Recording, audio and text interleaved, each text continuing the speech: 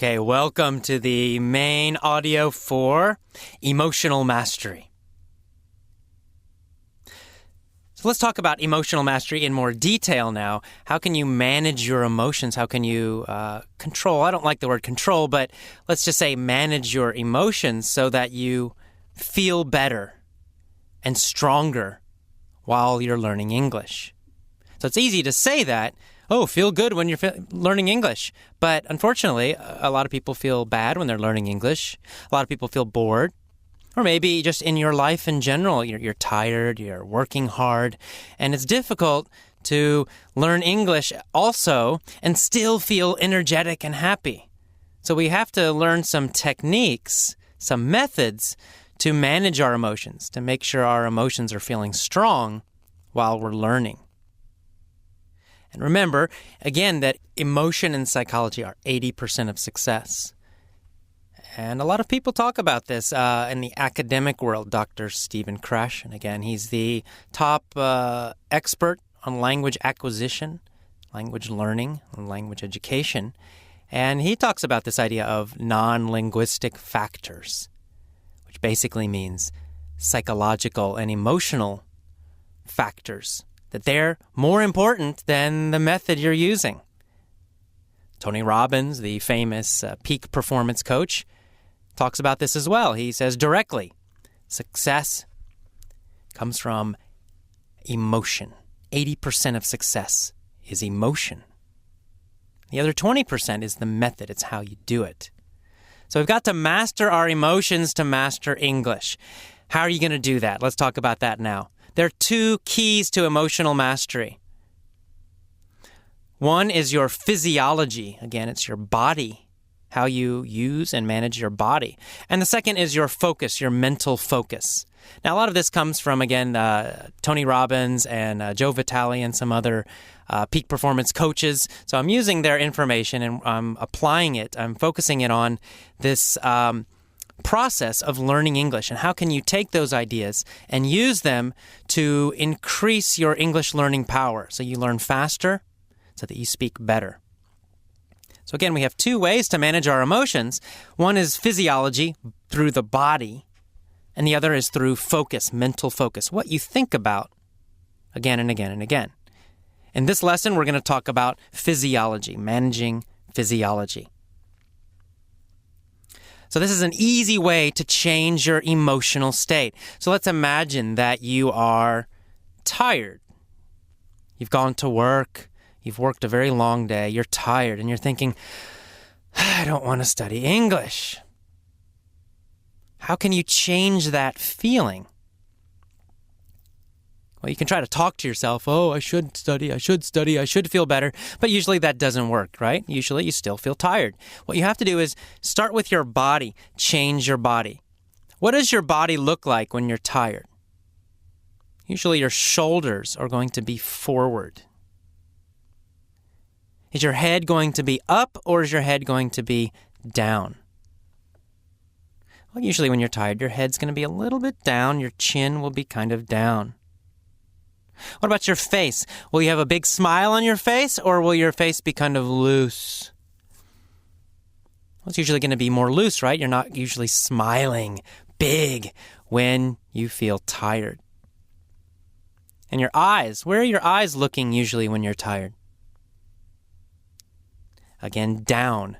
So the whole body tends to be forward and down when you feel tired.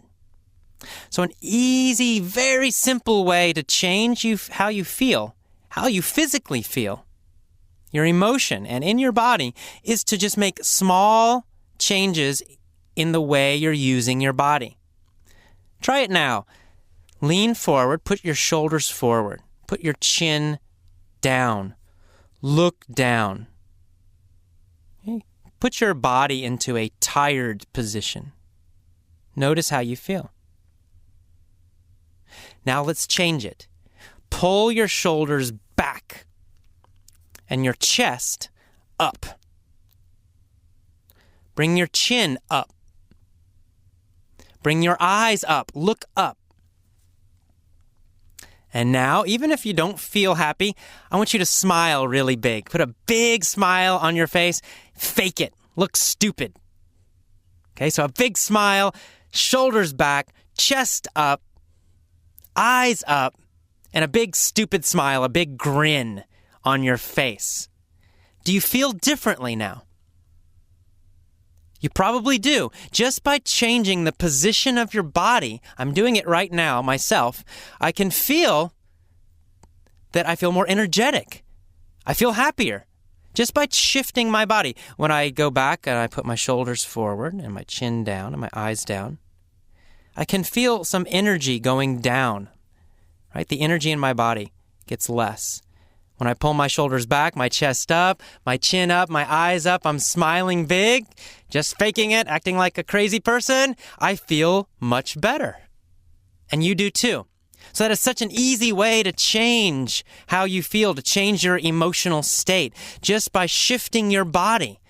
It's a simple way to get control of your emotions and to master your emotions. So here's what I want you to do.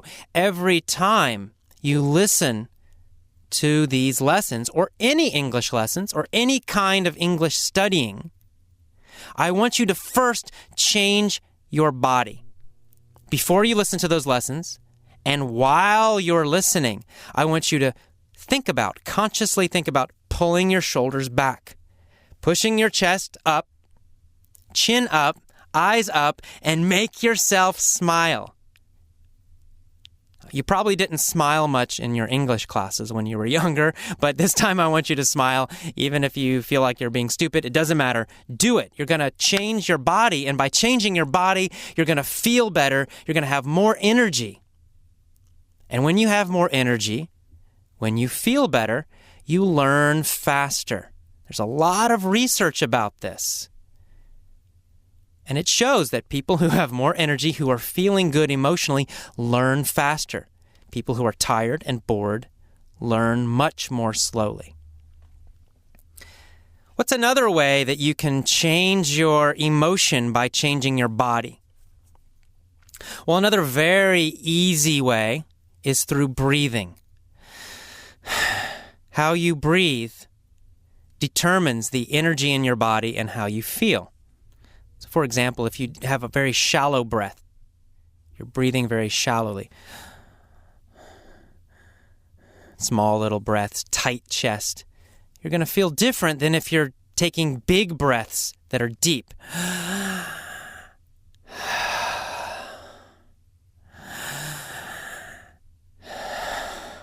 That was just 2 breaths. Already I can feel in my body a lot more energy. So taking deep breaths, it's such a simple way, and yet it's very powerful. That's why in a lot of spiritual traditions, in Buddhism, for example, and also in martial arts, in sports, you find that they will focus on breathing. They will tell their students to breathe more deeply. They have a very kind of controlled way of breathing because they know by breathing very deeply, they can change their emotional state and their physical state, increase their energy, increase the aliveness in their brain, the alertness in their brain. So this is another thing I want you to do. Before you learn English, any kind of studying, these lessons or a book, anything, I want you to focus on breathing deeply. Maybe just 2 minutes. For 2 minutes, I want you to take deep breaths. Hold it for maybe 2, 3, 4 seconds, and then let it out. And do it again. Hold it, and breathe out. And again, and again. 1 or 2 minutes, deep breathing. Of course, at the same time, remember, you're changing how your body is moving and how you're sitting. You're changing your posture. Of course, posture means body position. So you're going to have a strong posture. It means you're going to have the shoulders back, your chin up, your eyes up, chest out. That's number 1. And then number 2, you're going to breathe deeply. Hold, and then out. And again, strong posture, shoulders back, chin up, eyes up, and then deep breathing. Do this for 1 or 2 minutes every time before you study English. I know it seems crazy. It seems so simple. And yet it will totally change the way you feel while you're learning. Because you will feel differently. You will learn differently. Just this simple technique can increase your learning by 2 or 3 times. 2 or 3 times faster. Because your brain will be awake when you're listening to English. When you're bored, when you're tired, your brain is half asleep. You're just not learning efficiently. When you're breathing deeply and your body is in a strong posture, you feel better and you learn faster. Of course, the next factor we already talked about a little bit is your face. You got to control your face. Why? Because your face shows emotion. But your face also can create emotion just by smiling big, pretending, looking like a stupid person. It doesn't matter. Just by faking it, just by making yourself smile big, you'll actually change your emotion. You'll change your feeling. It's very hard to feel depressed and tired when you have a big smile, even if you're forcing the smile. So that's another thing I want you to do. Everyone on the train will think you're crazy while you're listening to Effortless English, but I want you to have a big smile every time while you're listening to the lessons. Right now, do it. So you're going to have strong posture. You're going to breathe deeply. And you're going to smile big every time before, during, and after your English lessons. What's another way we can control our physiology and therefore influence our emotional state? Well, another thing about the body is the body likes to move. So we're going to talk about movement. You're going to have a strong posture. You're going to breathe deeply. You're going to have a big grin on your face, smiling, and then you're going to move. Because movement creates energy, and energy wakes up your body so that you learn faster. I mentioned this in the introduction a little bit. We're going to talk about it more now in detail. You should always be moving your body while you're learning English. This is the opposite of everything you learned in school. In school, they told you, don't move. Sit in your chair. Right? So you're sitting in your chair, and what happened? Your body became stiff. You became tired. You're bored. Well, this is the opposite. You're not in school anymore. You're learning independently. It means you're in control now. And so I want you to do the opposite of what happened in school. I want you to move your body every time you're learning English. This can be very simple. If you're sitting in a train, okay, it's hard to walk around. So you could just stretch your body. Consciously stretch your leg a little bit, stretch your arm, move your head around in a circle, small little stretches. Just make sure your body is moving even a little bit. Even better is to go for a walk. You have an iPod, you're listening to the lessons. Get outside. Walk on the street, walk in the country, walk in the woods. It doesn't matter. Get out and walk. Move that body. Keep your posture strong while you're walking, shoulders back, chin up, eyes up, chest up. Breathe deeply while you walk. And of course, smile big while you're walking. Everyone will think you're crazy. It doesn't matter. Use this system. I promise you, you're going to have a totally different experience while you're learning English. Nothing like the schools you went to before. So it's very important. If you want to, if you love to exercise, you can run while you're learning English. Put on your running shoes, get some exercise in your body at the same time that you're learning. You can do 2 things at the same time. So walk or run. Keep that body moving at the same time. Always. It's going to keep energy coming into your body, flowing into your body. That wakes up your brain, and that makes you learn so much faster. Another idea is go to the gym. You can go to the gym. Bring your iPod again and work out. Lift weights or do whatever you do at the gym. Again, you're using your body, engaging your body at the same time. Okay, so let me just review very quickly how you're going to use physiology to master your emotions. Number 1, posture. Shoulders back, chin up, eyes up, chest up. Number 2, breathing. Deep, deep breathing. Number 3, your face. A big smile every time you're learning English. Even if you feel terrible, I don't care. Smile big while you're listening to these lessons. And then finally, number 4, movement. You're always going to be moving your body somehow. If you're in your car, if you're in the train or the bus, you're going to maybe make small movements. But ideally, the best thing to do is to be outside walking, moving that body, or in the gym, or even running. So you're going to change your physiology. Now, what happens if after maybe 20 minutes, 30 minutes, you start to feel tired again? You're listening to the lesson and you're starting to get a little bored. Oh, AJ keeps talking. Oh, God.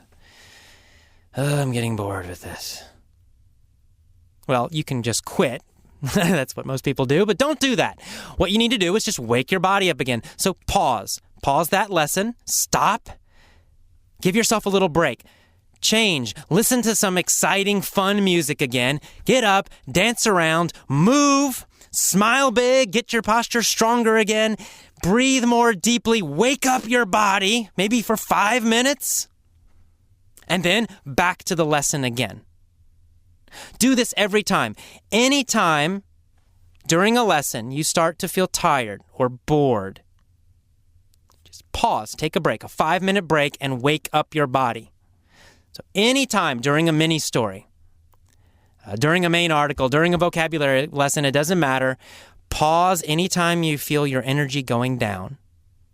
Change, listen to your favorite music, jump around, move, make your posture strong again, smile bigger, start feeling great, get that energy in your body, then return to the lesson again. Okay, so that's it for the main article here of emotional mastery. You're going to focus on your physiology. You're going to focus on mastering your body, using your body to change your emotions, using your body to change the energy that you feel, and therefore using your body to learn English much, much faster. Okay, I will see you next time. Bye-bye.